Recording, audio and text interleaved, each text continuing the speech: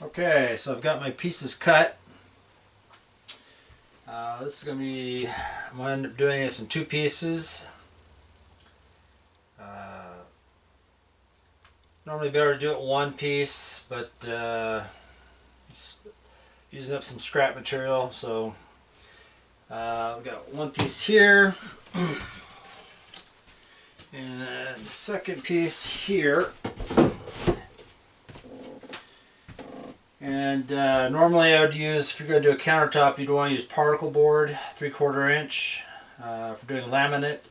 And you wouldn't want to seam like this. With laminate, you want to have a perfectly smooth, flat surface. But I'm not going to do laminate. I'm going to do an epoxy pour. So this surface doesn't have to be perfect. It does have to be secure. And the original countertop came about just like this one does, about a 1/2 inch out from the cabinets all the way around. And I'm not going to do that. This part is, but this part's going to overhang by probably about a good 3 inches. Until it gets over to here, then it's going to be about, the same 1/2 inch as that side. The reason I'm not going to match this to this countertop like the rest, like you would normally do, is because the whole point of this is to make more counter space. And if this were a drawer under here that slid out, you only part way, this would be an issue. 3 inches you wouldn't be able to see in your drawer. But this is not a drawer, it's a cabinet door, but you're going to have to open it up and get down anyhow, so this isn't really going to matter. But what it will do is give this extra section of countertop, which is really my whole goal here, is to make more countertop space. So I'm going to leave this hanging out a little bit further, just for that reason. Now, because I am using two pieces of countertop, there's going to be a seam. Now, most of this is going to get cut out where the sink's going to be, but there are going to be a couple sections where there'll be a seam, and you don't want that to flex. Even with epoxy countertop, that could cause it to delaminate. You don't want that. So, I've cut a couple pieces of wood to cover the areas where this countertop is going to splice. I'm going to put this piece of 1x6 under here, and on the front piece where there's a splice, there's a chunk of 2x2. Again, just scrap lumber. It's all going to get screwed and glued, so it's going to be tight as a rock. There's no way it'll flex, it'll be fine. So first thing I'm going to do is pull these off. Then I'll put some glue down, and then I will screw it in place. This one has a notch at the end, so it's an especially tight fit.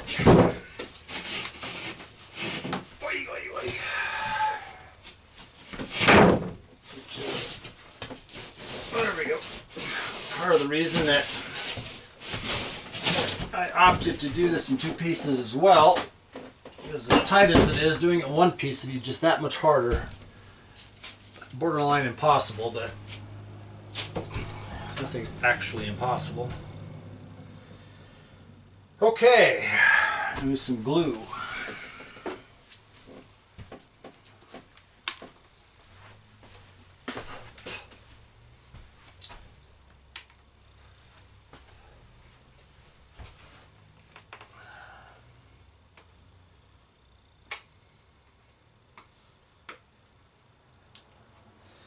Normally you probably wouldn't glue this down like this. This is overkill. And actually, it is so overkill, I am not going to glue it down. I will just glue the splices. Because if I ever have to disassemble this in any way, shape, or form, if I glue this down,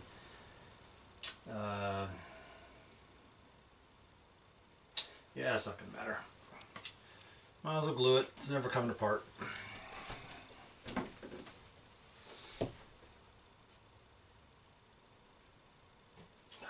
If I get any glue out of the bottle.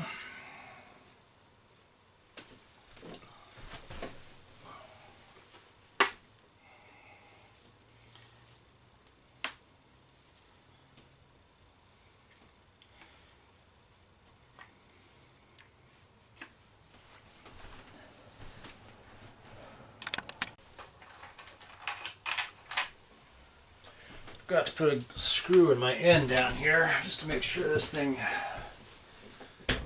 does not flex on me once it's installed. Come on. There we go, a little glue.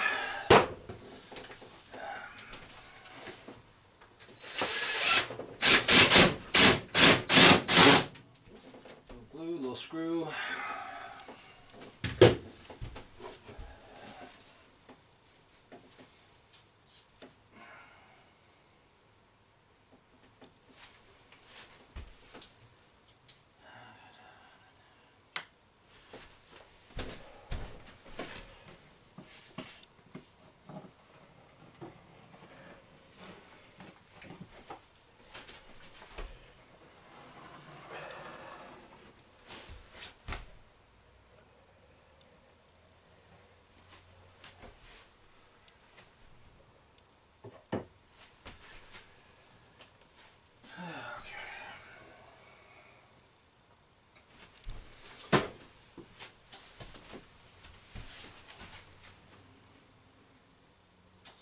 Okay, I'm not going to screw this front edge of this cabinetry just because there is ever is a problem and I have to take it apart. I might be able to salvage that, which would be preferable.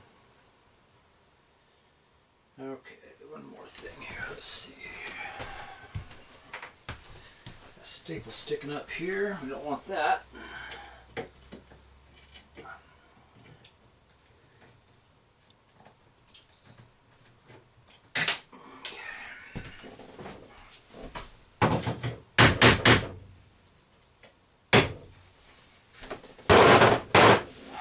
Okay. Let's see.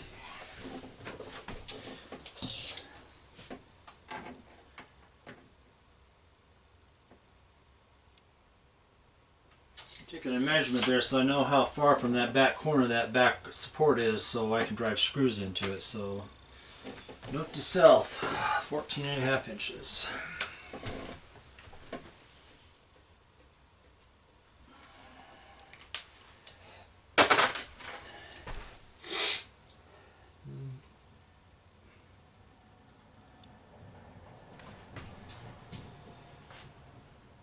Okay,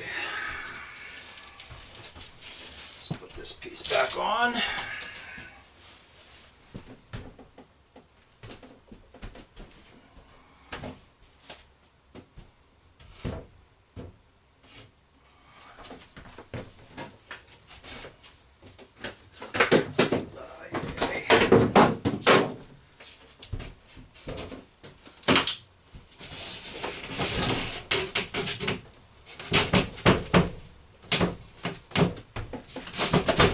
Like I said, this is one tight fit.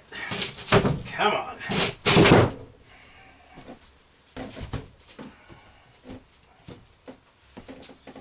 Okay. So now I'm going to put my braces in. Before I put the second piece in, I've already marked on the countertop where I want them to be. So I'll put some glue on it. So it glues to the board, then I'll drive some screws into it to hold it in place.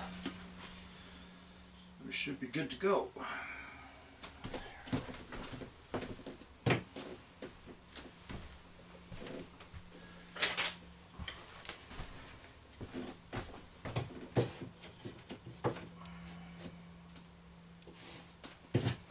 I just marked a line on there with it in place so I know where to put the glue for now. The whole thing will eventually get glue, but I don't need the glue on the other side to put the other piece in, and that way I don't have to worry about sticking my fingers in the mess on accident.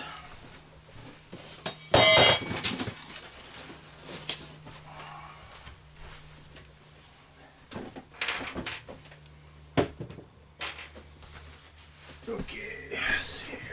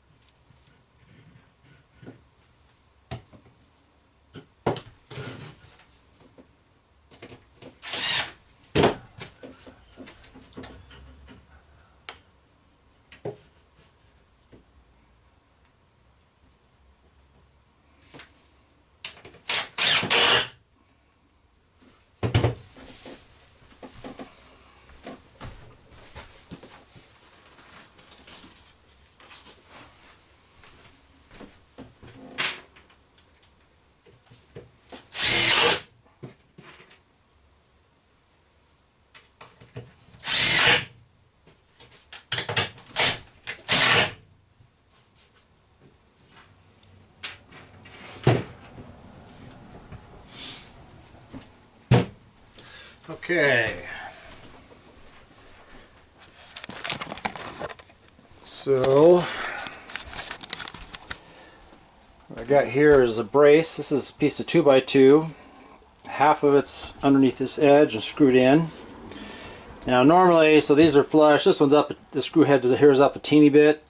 Again, if this were going to put Formica on here, which I've never put on OSB anyhow, but if I were, that would be an issue. But this is going to be a poured epoxy, so it won't make any difference at all. And I got about half of this under there, and it's all screwed in. So now I'll apply some glue there and some glue here, or I got some glue on the back parts. And I'll put the other piece on, and I'll get the rest of it, all the perimeter and whatnot, screwed down.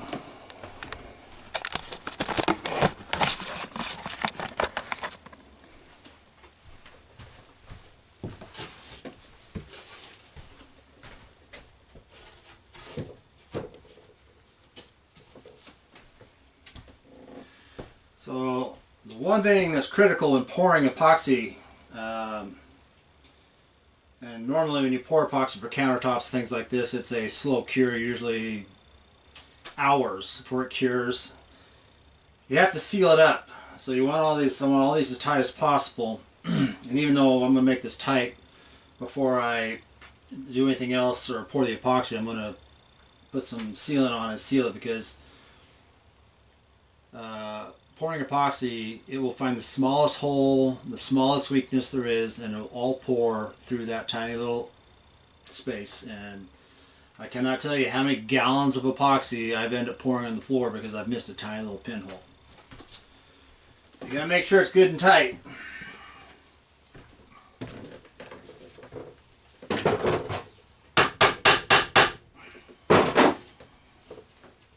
Because epoxy ain't cheap.